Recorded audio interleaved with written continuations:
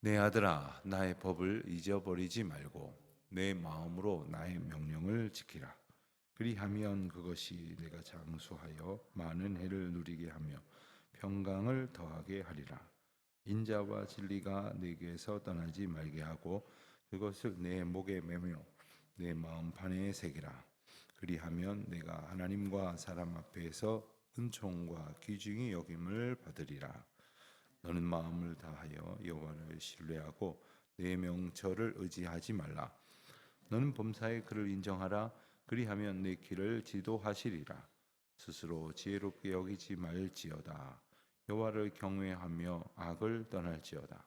이것이 내 몸에 양약이 되어 내 골수를 윤택하게 하리라. 내 재물과 내 소산물의 처음 익은 열매로 여호와를 공경하라. 그리하면 내 창고가 가득히 차고 내 포도즙 틀에 새 포도즙이 넘치리라. 아멘. 우리가 하나님의 말씀을 따르기 위해서는 우리가 하나님의 말씀을 대충 아는 것이 아니라 확실히 알고 있어야 합니다. 우리가 무언가를 확실히 알고 그 일을 행할 때와 혹은 확실히 알지 못한 채 아는 듯할 상황 속에서 그 길로 걸어가는 것은 차원이 다른 문제입니다. 우리가 주의 말씀을 따라 살아간다고 했을 때 그것은 우리의 믿음의 고백이고 또 그리고 그것은 우리가 살아가는 삶의 확증입니다. 우리의 몸은 동시에 두 곳에 있지 못합니다. 우리 마음도 나뉘어질 수가 없습니다. 우리가 하나님께서 그 주시는 그 말씀을 붙들고 그 인도하시는 길로 따라간다고 할 때 다른 여지가 사실 없는 겁니다. 물론 그럼에도 불구하고 우리 안에 두 마음이 있다는 생각이 드는 것은 내가 이리 갔다가 다시 말하면 주님을 따르는 듯 하다가 또 다른 길로 갔다가 또 주님을 온전히 바라보는 듯 하지만 또 다른 곳을 바라봤다가 하는 것이겠지요. 그러니까 우리가 하나님의 말씀과 법도와 그리고 오늘 1절 말씀에 나오는 것처럼 그의 명령을 지킬 수 있기 위해서는 1절 말씀에 설명해 주신 것처럼 잊어버리지 않는 것이 너무나 중요합니다. 잊어버리지 않는 것. 저희가 신학교에서 신학대학원을 들어갈 때 성경 입학 시험을 치르는데 그때 그 성경 구절을 암송하는 문제들이 한 30%가량 나옵니다. 그래서 터시 하나만 틀려도 틀리는 그런 문제이기 때문에 아주 꼼꼼히 외워야 하는데 성경 중에 어디에 나올지 모르니까 학교에서 한 159절씩을 줍니다. 그리고 거기에서 80%가 나옵니다. 암송 문제 중에 80%. 그러니까 더 맞겠다고 싶으면 자기가 더 찾아가지고 외워야 되고 80%는 맞겠다 생각을 가지면 그 주어진 300문장을 외우면 그 암송 구절 중에 80%는 맞출 수가 있습니다. 그러니 이게 얼마나 열심히 외우겠습니까? 그러니까 막 도처에 중얼중얼 거리는 사람도 있고 그걸 녹음해 갖고 자동차에서 계속 듣는 사람들도 있고 요즘 같으면 이제 꼽고 돌아다니겠죠. 그런데 얼마 전에 저희 신학대학원 동기들이 졸업한 지 한 20여 년 만에 모였습니다. 근데 그 중에 한 사람이 나 이거 아직도 다 외운다. 그러면서 중얼중얼 거리는데 순서 하나도 안 틀리고 그걸 다 외우고 있더라고요. 갑자기 당황스러워졌습니다. 우리도 마땅히 날마다 말씀 전하는 이로서 그 외워야 할 텐데 어느새 그렇게까지 그 말씀을 그렇게까지 붙들고 있지 않다 보니까 차츰 잊어버리게 된 겁니다. 어물어물거리기도 하고 뭐 중요한 말씀이라고 각자 생각하는 것은 잘 외우지만 또 깜빡깜빡하는 구절도 생기고 순서는 물론 외우고 있을 리가 없었습니다. 어떻게 그것을 여지껏 외울 수 있을까? 물었습니다. 이걸 어떻게 지금까지 외우냐고 그랬더니 기왕 외운 건데 놓치지 않고 싶어서 그냥 생각날 때마다 그냥 309절을 쭉 이제 암송하곤 했다. 참 귀합니다. 하나님의 말씀을 우리가 잊어버리지 않고 지킬 수 있는 비결은 계속해서 말씀을 내 삶에 허락하신 은혜를 따라서 고백하면서 늘 기억하는 것입니다. 잊어버릴 않을 만큼의 간격으로 계속 기억한다면 당연히 우리에게 그 말씀이 항상 채워져 있겠죠. 그때 우리가 이 법을 잊어버리지 않고 명령을 지킬 수가 있을 것입니다. 자, 그런데 2절과 4절에 보면 그리하면 이런 반복이 나옵니다. 그러니까 말씀과 일종의 그 말씀이 인도하시는 삶의 어떤 그 기쁨이 이렇게 대꾸를 이루면서 1, 2절과 3, 4절에 이렇게 나옵니다. 그렇게 하나님의 법과 명령을 지키며 사는 사람에게는 2절을 보니까 장수하여 많은 해를 누리게 하며 평강을 더하게 하리라. 뭐 요즘 같은 세상에 오래 사는 게 대수냐? 뭐 의학이 발달하니까 뭐 웬만하면 사고를 피하면 다 8, 90 사는 거 아니냐? 뭐 이런 이야기를 하지만 실제 가만히 보면 절대 그렇지가 않습니다. 뭐 부러울 것 없이 뭐 아프면 전용 비행기 타고서는 미국의 최고의 그 의과대학 병원에 갈 수 있을 정도의 대재벌도 어떤 분은 오래 못 삽니다. 돈이 다가 아닙니다. 그 마음 가운데에 생명이 이어갈 수 있을 만큼의 평강이 없으면 몸도 쇠하고 영혼도 진하여지고 결국 우리가 이 세상을 살아갈 수 없는 것을 우린 너무나 잘 압니다. 그런데 2절에 보면 그 비결이 뭐냐?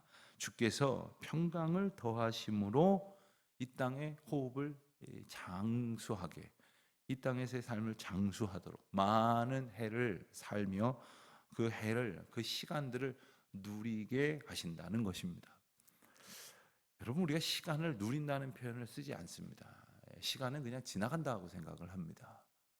그러나 어떨 때에는 내가 이 행복한 시간을 조금 오래 즐기고 싶어, 뭐 이런 표현을 씁니다. 이럴 때는 그 시간을 기뻐함으로 즐기는 것이라고 할 수가 있겠습니다. 오늘 표현은 그보다 더 차원 높은 표현을 사용을 합니다. 누린다는 것은 시간을 아주 그야말로 누리는 거죠. 한순간 한순간 하루하루가 지나가는 것을 아주 기뻐하며 즐거워하며 행복해하면서 그 시간을 통해서 하나님께서 주신 은혜를 만끽하는 겁니다. 이게 누리는 겁니다.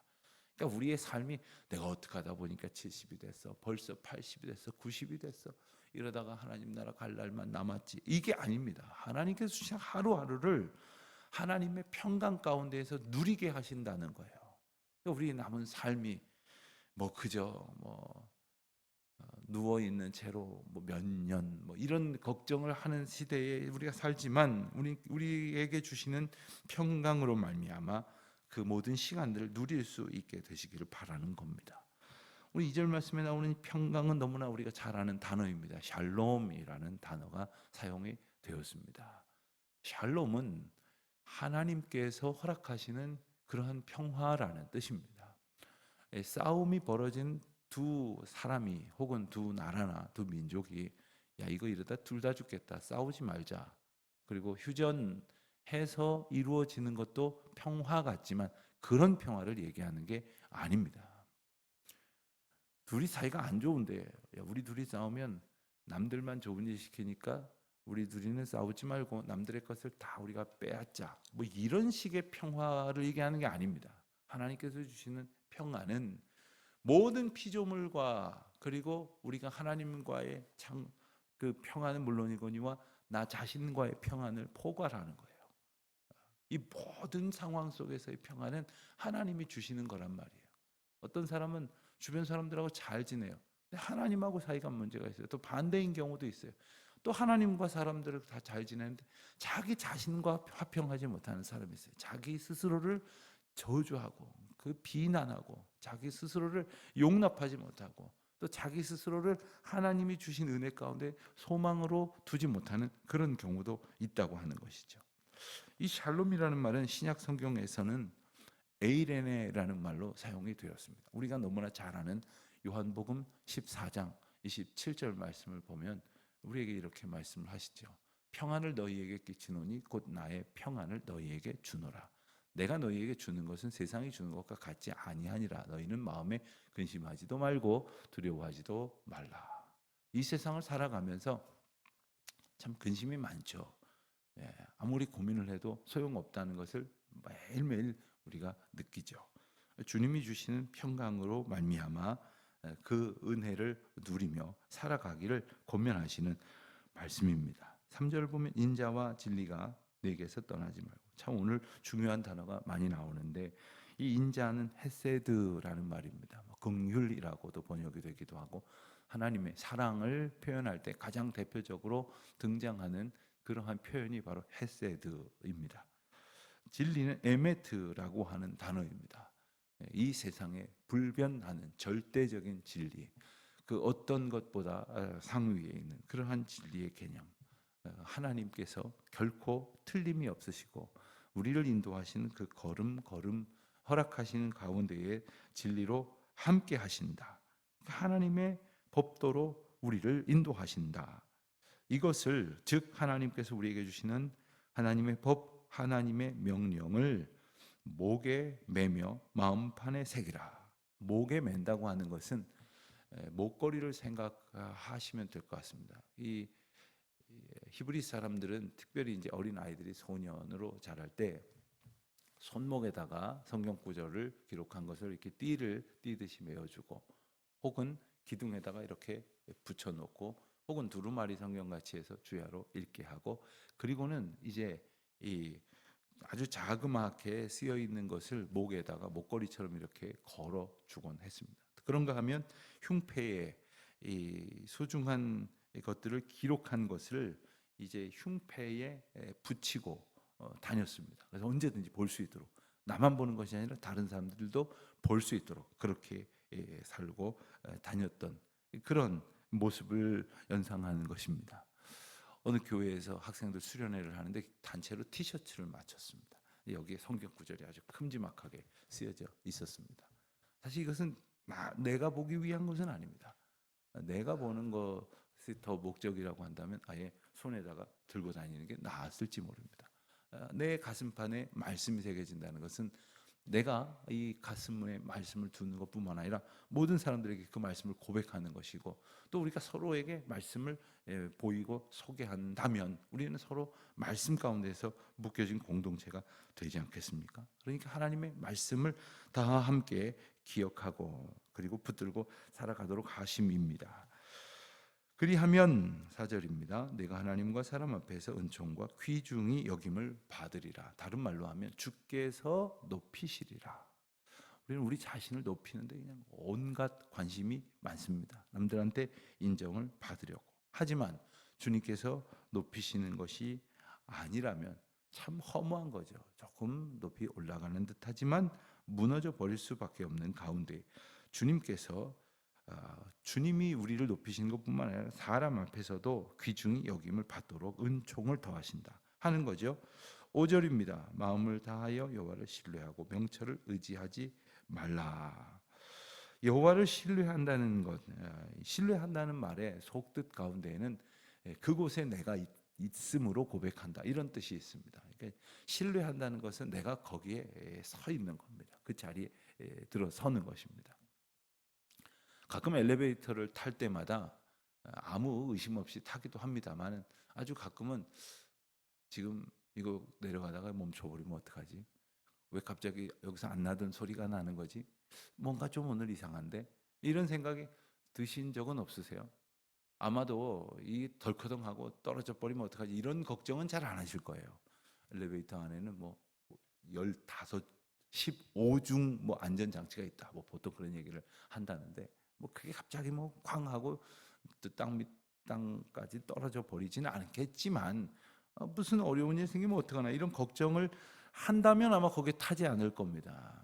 우리가 탈 것을 이용하면서도 마찬가지일 것입니다.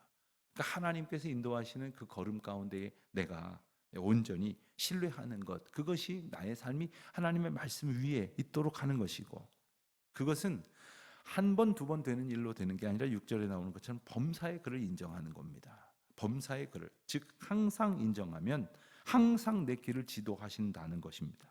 이것은 곧 이 일이, 이 은혜가 계속되어진다는 의미가 있습니다. 히브리어에는 매우 중요한 표현이 하나 있는데 이 문법적으로 우리나라의 말 같은 데서는 요즘 현대 언어에서는 잘 안 쓰는 표현입니다만 미완료라는 표현을 씁니다. 어떤 일이 뭐 요즘 뭐 우리나라나 혹은 뭐 영문법 같은 데 보면 뭐 완료, 과거 완료, 대역, 과거 완료 뭐 이런 표현을 씁니다만은 미완료라는 것은 어떤 일이 이루어지고 있는데 현재 진행 형과는 또 다릅니다. 아직 그 일이 끝나지 않았다는 겁니다. 이 일이 계속된다는 겁니다.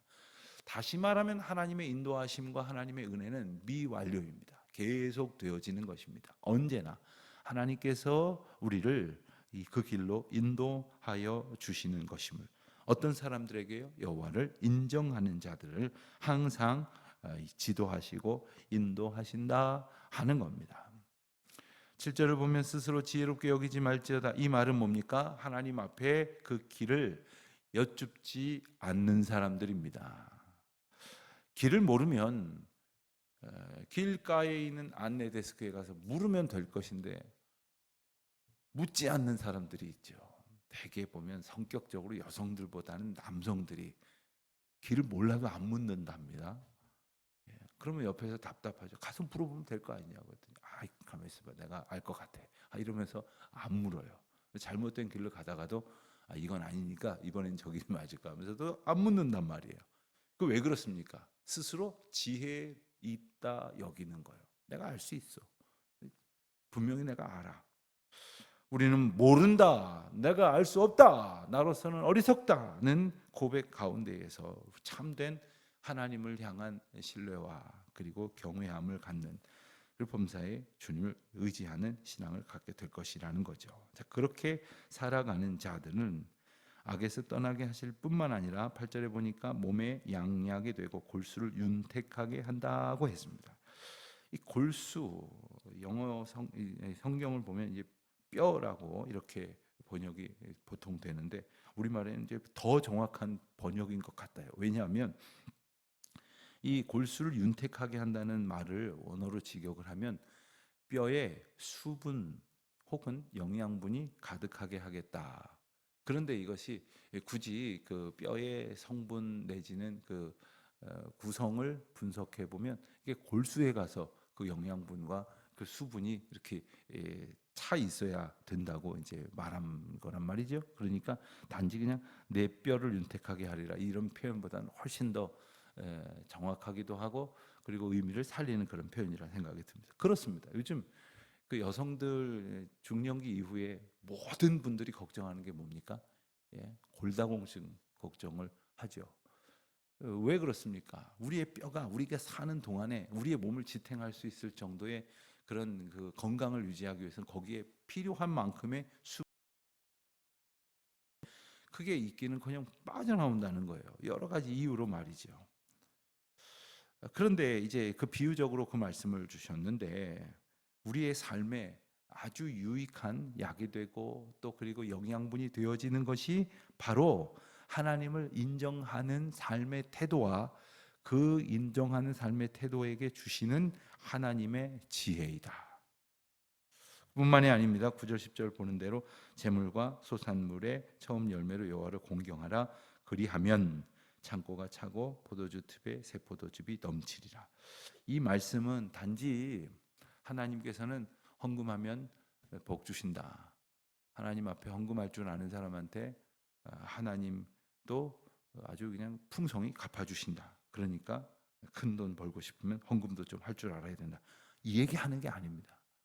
여기 중요한 것은 바로 재물과 소산물의 처음 익은 열매로 여호와를 공경하라. 이 말뜻은 처음 것이 여호와의 것입니다라는 것은 이 모두가 여호와의 것입니다라는 고백입니다. 비록 이거 내가 한 달 수고해서 내 것이 된 것 같지만 이것이 여호와의 것입니다.